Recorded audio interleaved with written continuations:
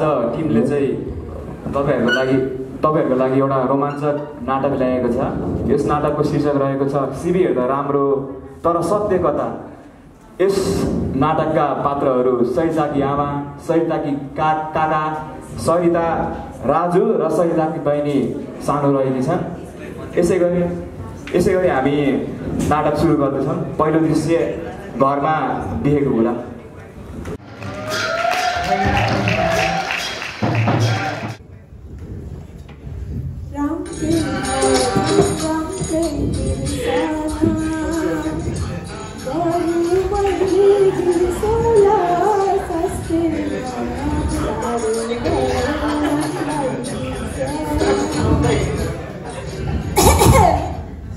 यसो भजन सुन्दा सुन्दा घरसम्म त आइयो, बरु घरमा पो कोही छ कि छैन। ए सरिता नानी, ए नानी, घरमा कोही छ कि छैन होला? नमस्कार। के कति कामले आउनु भयो कुन्नी? म त एकदम खुसीको खबर लिएर आएको नि भाउजू। अब हाम्रो सरिता नानीको नि बिहे गर्ने उमेर पुग्यो। केटो पनि एउटा खुसीले पारो खाने नानी। त्यसैले मैले सबैमै विचार पुऱ्याएर एउटा जबरजस्त केटो खोजेको थिएँ।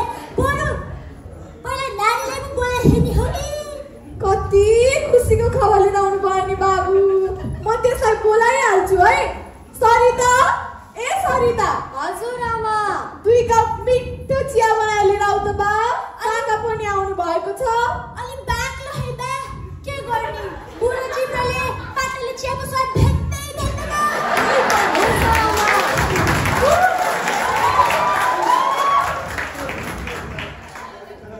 ओहो, छोरी त कस्तो हल्लक्कै बढी छ। चिया कति मिठो बनाउँछु।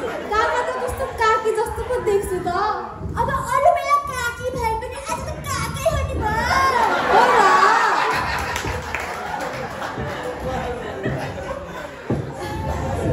अब हेर्नुहोस् भाउजू, मैले एउटा जबरजस्त केटो त भेटेँ, सिबी पनि हेरेँ, सरकारी जागिर, मास्टर्स डिग्री गरेको, खानदानी केटो, घर पनि 1 हैन 2 हैन 3 तल्ले।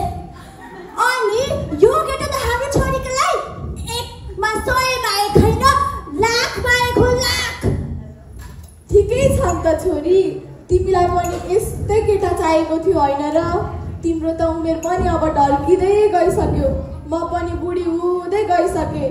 एउटा गजबको ज्वाइँ खोजिन पाए त यो मन कति आनन्द हुन्थ्यो होला। बिहे गरौँ है छोरी अब। कुरा त ठिकै भन्नुभयो आमा, तर काका सिबी मात्र हेरेर कहाँ हुन्छ र? आजकल त कागजमा जे पनि लेख्न मिलिहाल्छ नि। बरु म त सोच्दैछु यति राम्रो केटोले मलाई कसरी रोज्यो होला।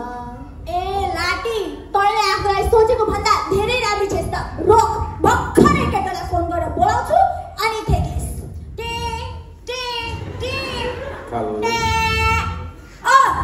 राजीव बोल। हाँ का? म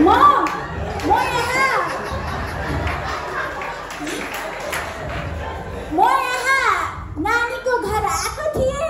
तपाईँ पनि मेसो मिलाएर छिट्टै आइहाल्नु पर्यो के? आइहाल्छु, नजिकै छु म। ल छिटो। ल आइहाल्यो। अब यसै गरी हामी दोस्रो दृश्यतिर लाग्नेछौँ। दृश्यको नाम छ राजुको धमाकेदार एन्ट्री।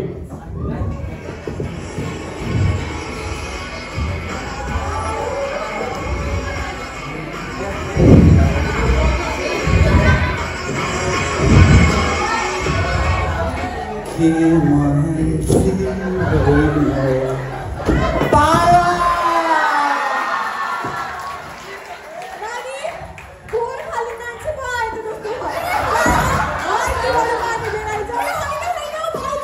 वहाँले त मैले भनेको केटो। ए हो र।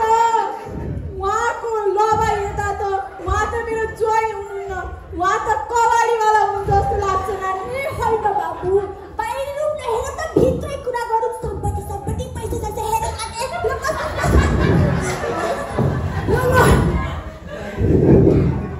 म तपाईँको भावी ज्वाइँ बन्न आएछु। यो मेरो सिबी छ, हेर्नुहोस् मन परिहाल्छ। खोइ बा आफू त पढे लेखेको छैन कालो अक्षर भैँसी बराबर जस्तै हो नानी तिमी नै पढ के छ तिमीलाई नै थाहा होला नि खै हेरौँ त मास्टर्स इन बिजनेस सरकारी जागिर खाना पकाउन पनि जान्ने जिम जान्छ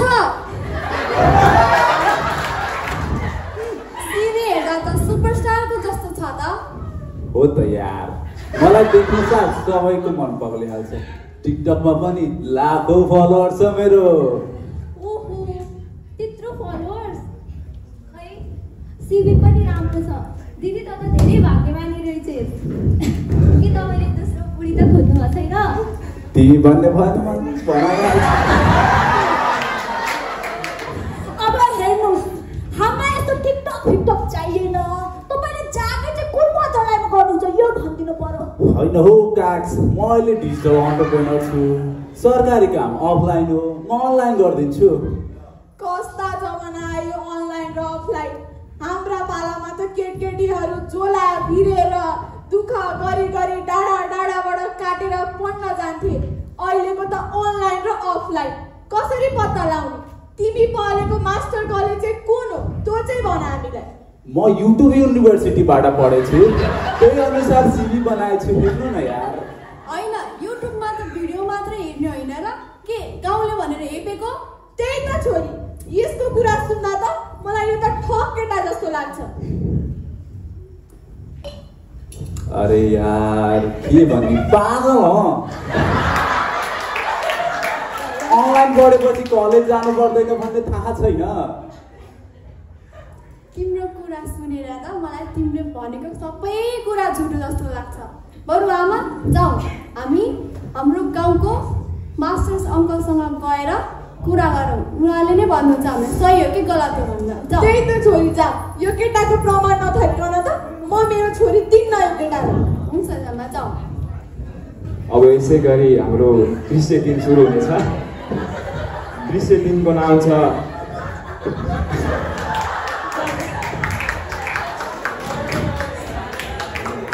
दृश्य 3 को नाम छ प्रमाण खोल्ने बेला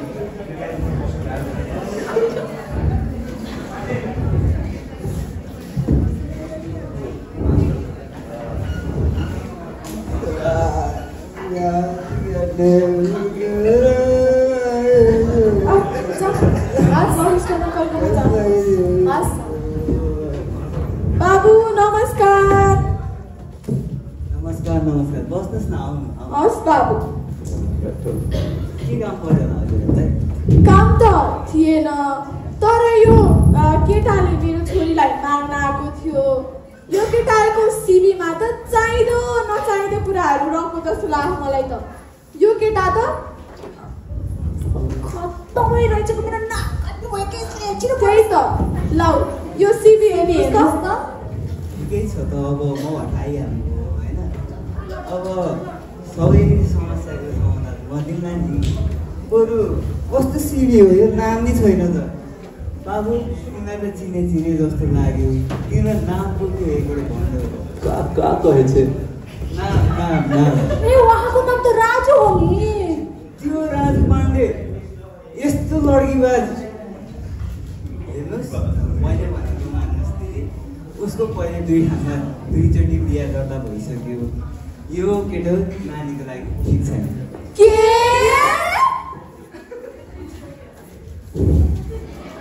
होइन यार तो होइन मेरो त त्यो ट्रायल बिहे थियो यो त त्यो होइन यार त्यो ट्रायल बिहे थियो म मान्दैन कस्तो केटो रहेछ बाख्रा जस्तो बाख्रा होइन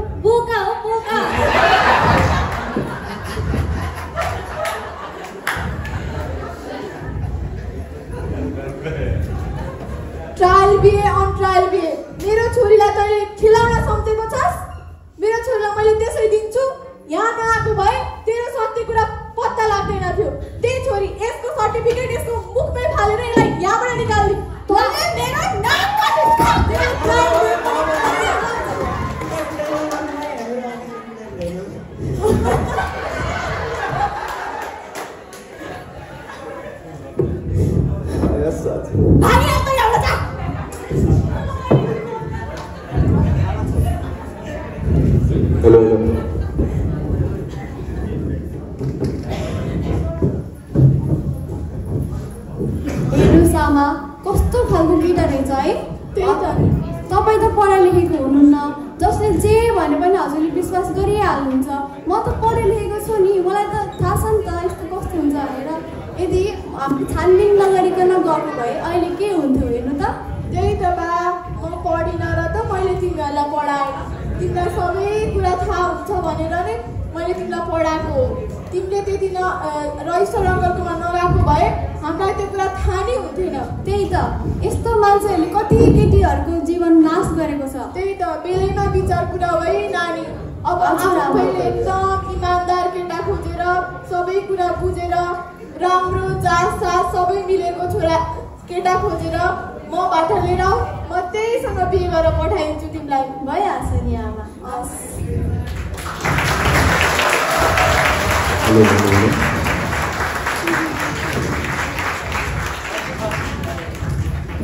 दर्शक साथीहरू रमाइलो थियो नि। हेलो हेलो हेलो दर्शक साथीहरू, हाम्रो नाटक रमाइलो थियो कि थिएन? अब हाम्रो यस नाटकबाट के बुझ्नु सक्यो त नि? के सिबीले मान्छेको मूल्य बताउँछ त?